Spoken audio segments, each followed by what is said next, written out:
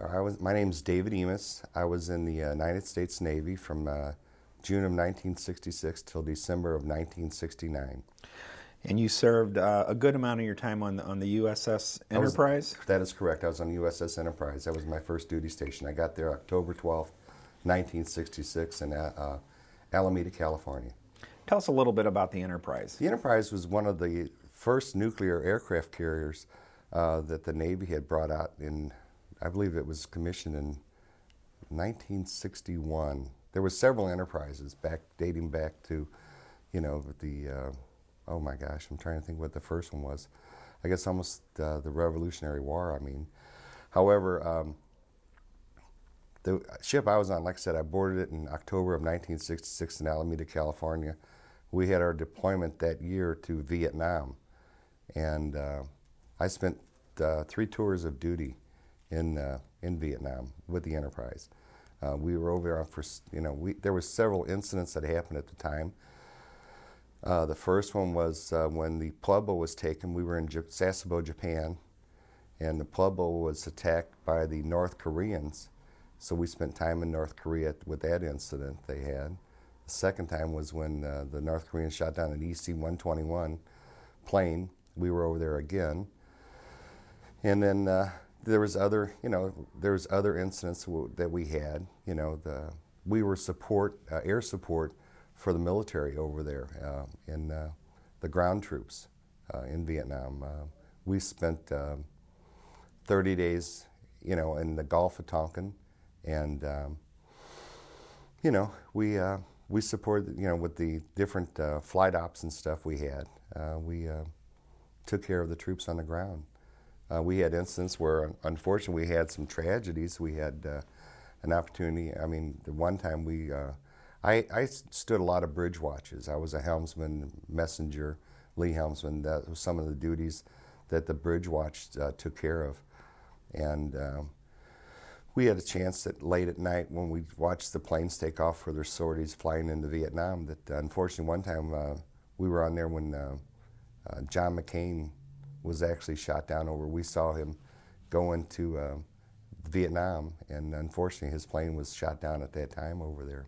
So that was one memory we had of a sad incident that had happened. And we had an explosion outside of Hawaii one time. Every time a ship goes over to Vietnam, they have what they call an ORI, which is Operation Readiness Inspection. And basically they have the admiral that comes on and his crew basically just to see if we're ready to handle anything that can happen, from nuclear war to things of that nature, and if we were attacked and what have you.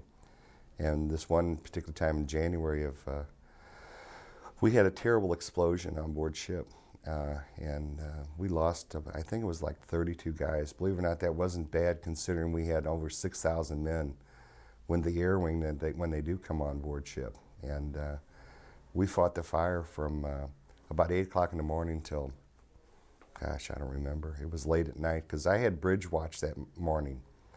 And my job at that point was a messenger. And a messenger, what he does is several things. He actually works with the officer of the deck to take messages and things of that nature. My job at this time was counting the planes that took off, the different planes that we had.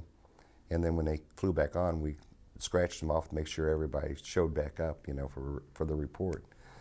And the admiral that was running the program for Operation Readiness Inspection came on board the bridge with the captain, and they were just talking how beautiful the morning was. It was absolutely gorgeous. I mean, there wasn't a cloud in the sky. The water was just as clear as glass. And when the admiral told the captain to tell the officer of deck to get things going for the Operation Readiness, and they were going to launch some airplanes, and the planes themselves were the launch, and then they had some, I think, bomb sites that they were bombing at that time. So the planes were loaded with their ammunitions and bombs and things of that nature, rockets. And we were looking down on the bridge, watching the yellow crew get the planes jockeying in position to go to the catapults, when all of a sudden we saw an explosion. The admiral was I was standing next to the admiral and then the captain, and we were looking out, and then all of a sudden this huge explosion happened, and the yellow gear was turned inboard towards the plane. And what happened was the heat from that afterburner heated up the head of a Zuni 10 rocket on a Phantom, and it exploded. And after the first explosion, the fire crew came out, the crash and salvage crew, and they started hosing down and stuff. And then there was like 5 or 6 guys on that second crew, and then there was a third or fourth explosion, and that there was a big hose just whipped around the deck. I mean, it was just nuts. They called for general quarters. This is not a drill. Normally they call this is a drill. This time it was not a drill, and so basically I remember to that point, and I don't remember anything else that happened that day. I don't know where I went, what I did. I mean, I've asked guys, they didn't know. I mean, guys that were with me, and they didn't remember anything either. So it was kind of a terrible situation that I guess my memory had just been wiped out as a result of the issues. And then, believe it or not, during 9/11, I was working at South County Mall, and I saw that second tower explosion. I had a terrible flashback to that explosion. That big ball of fire kind of reminded me of that big ball of fire we had seen on the deck, and I don't remember anything else from there. So as far as you know, nothing physical happened. You didn't lose consciousness. It's just been sort of blocked out from your memory, huh? Absolutely, and to this day, I mean, I even read my books. I mean, we had cruise books and stuff, and I try to read things and talk to some friends of mine that are still living at that time, and they don't remember anything either. I don't know if I went to I even asked for an inquiry, and I even asked if I went to my general quarter station, if I was written up that day, and because if you miss that, and of course that's a serious situation.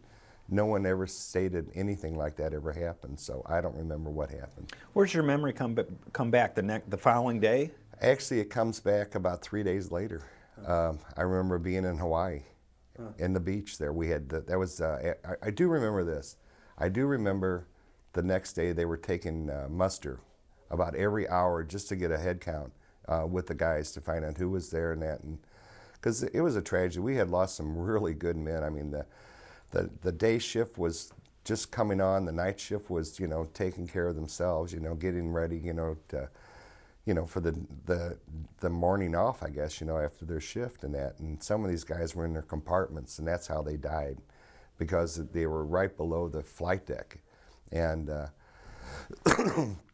we had lost, I do remember losing one of our bosun mates, a guy named Snipes.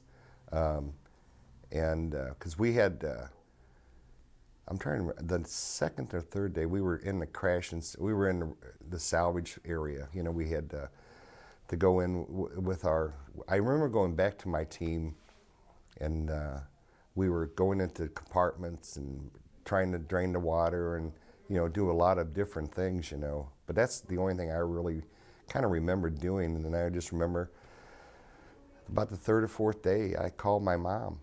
I was able to get off the ship and get into the pier and call my home, call home, because my mom and dad were friends with Jack Buck, and Jack Buck called my mom and dad that morning and told them, that there was an explosion on the ship that your son was on, and so when I called them, they kind of explained to me they heard, and of course it was somewhat on the news, not like the media today. I mean, the media would have been out there and they would have been in full force at that time, but they were kind of, obscure, I think, at that time with that stuff. So, but it was a tragedy. It was a terrible thing. The men were all heroes that day. I mean, you talk about heroes. They saved that ship, because all these planes were loaded with. One was loaded with rockets and 2,000-pound bombs, and some of the planes had 20-millimeter shells, and they were going off. And these guys were fighting this fire on the deck, and they saved the ship. They really worked hard and saved it. I mean, it was just totally remarkable how a bunch of guys just got together and did what they were trained to do, and saved, a lot of people's lives. Do you recall one or two names of a couple of the guys that didn't make it? The only one I remember was a gentleman from that I had the misfortune.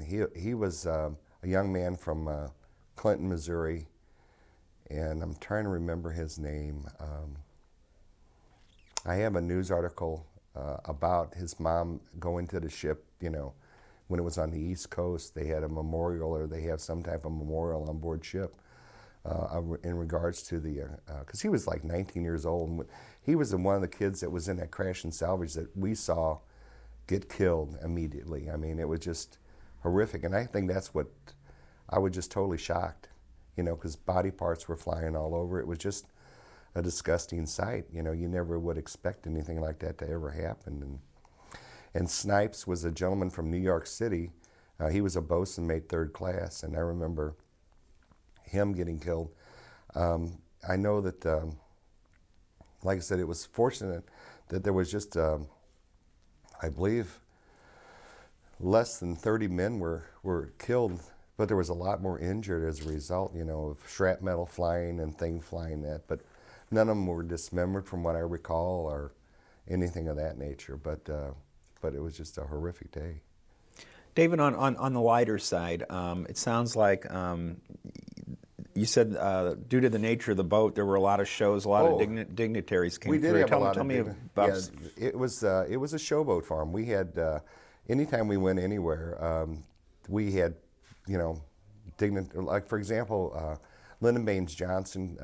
I had the opportunity to meet with him when he came on board the Enterprise in November, and I believe it was in 1967. We were in San Diego, and I believe it was Veterans Day. He came on board to make a talk, and he came up on the bridge, and it was just really amazing to meet a gentleman of that, the President of the United States. You don't get a chance to meet him too often. So we also had the opportunity to see, and I met, when he came on board the bridge, General Westmoreland, when he was relieved of duties in Vietnam and sent to the Pentagon. I mean, so anybody who was anybody, it seemed like wanted to be. We had a lot of movie stars that came on board the ship. Gene Roddenberry came on board with his crew from when they were making that movie or program. I think it was a weekly program called Enterprise, the Starship, the Enterprise, when they came on board, and William Shatner and Scotty, and I can't think of, I know their stage names, but I don't remember their given names. But we had dignitaries like that. We had shows that came on there. There was we had production company. There was a production. I'm trying to remember the guy's name. His was from Guys and Dolls, and they brought their production on. We had a lot of shows that they brought on board ship to entertain the troops. It wasn't like the USO troop, shows they had in Vietnam, but it was something similar to that, to entertain us, to do things. I mean, it was really not bad duty. I mean, because the Navy did take care of the men. It seemed like the treat we received when we were over there was every Sunday we had steak and lobster, which was nice. Also, several things that did come about was Henry Fonda and Van Johnson, when they made that movie Yours, Mine, and Ours with Lucille Ball, right before the ship came into San Francisco Bay, they brought the movie production on board ship and filmed that while we were there. And these guys from Hollywood, Henry Fonda, they ate with the men, and we had an opportunity to sit across the table from them and eat with these fellas when they came on board there. And they were just decent human beings. I mean, it's not like, but it was a lot of fun to see something like that happen. And when the ship had its misfortune in Hawaii, they were filming a movie at that time called Tora Tora Tora, and we're asking for extras. So the money we were making at the time in '66, I think I was making $42 a month when my seaman's pay, and they were paying us $25 a day plus food and stuff. So we thought, hell, we were rich to do something like that. So we had an opportunity to, on the lighter side of things, do something like that and break up the monotony of what was going on, because the ship stayed in port there for 6 months. It's got to help a lot having that entertainment. Some relief. There. Oh yeah, it was always a nice. I mean, they had to, because the seriousness of our right. Mission that we were doing. Everybody was doing over. Like I said, everybody worked well together. I mean, there was no issues at all on board ship. I mean, everybody knew their job. They did it correctly, and we got home. And everybody got back the way it was supposed to be. David, I want to end the interview with one last question. Just tell me what it means to you to be able to say that you served your country. I just feel honored. There's a lot of fellows that I had that did not come back, and so therefore we always try to keep them in our memory. My father was in World War II. My uncles were in Pearl Harbor, and it just meant a lot. My generation growing up, we were all kind of patriotic, and it wasn't the me or the I. We didn't believe in heroes. Everybody today is a hero, unfortunately. The fellows that did their job were just, we enlisted to do our job. I was just very honored and flattered, to serve the country as the best as I could.